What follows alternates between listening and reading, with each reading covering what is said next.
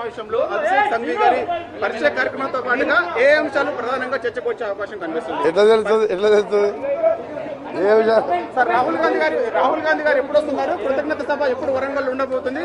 Rajiv Gandhi statue కూడా ఎప్పుడు ఉండబోతుంది? ఈ అంశాలు ఇంకేమైనా విషయాలు మాట్లాడు రాష్ట్రం గురించి. సార్ రైతు రుణమాఫీ జరగలేదని చెప్పేసి అంటున్నారు. అది ఎట్లా అట్లా రైతుల గురించి రైతు రుణమాఫీ విషయంలో ఒకరే కాదు ప్రభుత్వం మోసం చేసింది రైతులు అని చెప్పేసి కూడా బీఆర్ఎస్ పార్టీ ఆరోపిస్తుంది. హామీ మేరకు 30,000 కోట్ల రూపాయలు ఆ రైతు రుణమాఫీ జరగలేదు, ఓన్లీ 18,000 కోట్ల రూపాయలే జరిగిందని చెప్పేసి 18,000 కోట్లు చేసినామని నువ్వే చెప్తున్నావు. మిగిలిన వారం 10 రోజులలో మిగిలిన 13,000 కోట్లు ఎంత చీలిందో మిగిలిపోయిన రైతులందరూ కూడా ఇవ్వడం జరుగుతున్నది. ఎవరి మాటలు 9 స్థానాలలో 3వ స్థానం 7 స్థానాల్లో డిపాజిట్ పోయిన పార్టీ నాయకులు మాట్లాడే మాటల మీద మేము మాట్లాడడం కూడా మాకు ఇన్సల్ట్. అది ఆ పార్టీ చచ్చిపోయింది. బీఆర్ఎస్ అనే పార్టీ 9 స్థానాల్లో 3వ స్థానం 7 స్థానాలు డిపాజిట్ పోయింది. మీకు ఒక స్టోరీ చెప్తున్నా. మీకు ఒక ఎగ్జాంపుల్ ఎవరు చెప్పలేదు. మా నాయకులు 2018 ఎన్నికల్లో ఆయనకి 88 సీట్లు వచ్చి మాకు 19 సీట్లకే పరిమితమైనాం.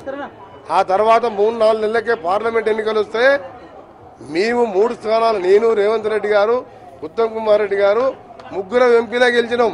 ప్రచారం చేయకుండా ఇవాళ 10 ఏళ్ళ అధికారంలో ఉండి 16 స్థానాల్లో గుండు సున్నాలాగా ఉండి అసలు పార్టీనే మూసుకునే దశలో బీజేపీలో విలీనమవడానికి అన్ని చర్యలు అన్ని డిస్కషన్స్ అయిపోయినట్టు మాకు అందరికీ తెలుసు. మీరు టీవీ వాళ్ళు ఎప్పుడు కూడా మేధావులు మీరు తెలుసుకోవాలి ఢిల్లీలో ఏం జరుగుతుంది మీరు చెప్పుడైతుంది.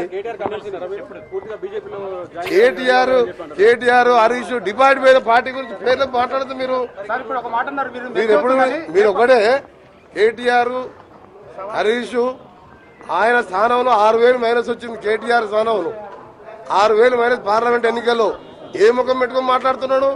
10 ఏళ్ళు ముఖ్యమంత్రి లాగా మొత్తం రాజ్యం వెళ్ళిన ఆయనే యువరాజు. ఇవాళ హరీష్ రావు ఆయన 2,000 మెజార్టీ, మా దగ్గర ఒక్కొక్కరి దగ్గర 60-70,000 మెజార్టీ. ఒక్క సీటు గెలవలేని పార్టీ అవసరం మనకి? టీఆర్ఎస్ ఇప్పుడు బీఆర్ఎస్ అవసరమా మనకి? ఇప్పుడు అందుకే బీఆర్ఎస్ గురించి మాట్లాడడం అవసరమా? బీజేపీ బీఆర్ఎస్ మెర్జ్ అయిపోయింది కాబట్టి మన ఎన్నికల్లో డ్రాప్ అయింది. డ్రాప్ కాకపోతే మేము 14 సీట్లు గెలిచేవాళ్ళం. బీఆర్ఎస్ 14 సీట్లు గెలిచేవాళ్ళం. బీఆర్ఎస్ గెలిచేవాళ్ళం కాబట్టి ఆ మాత్రం బీజేపీ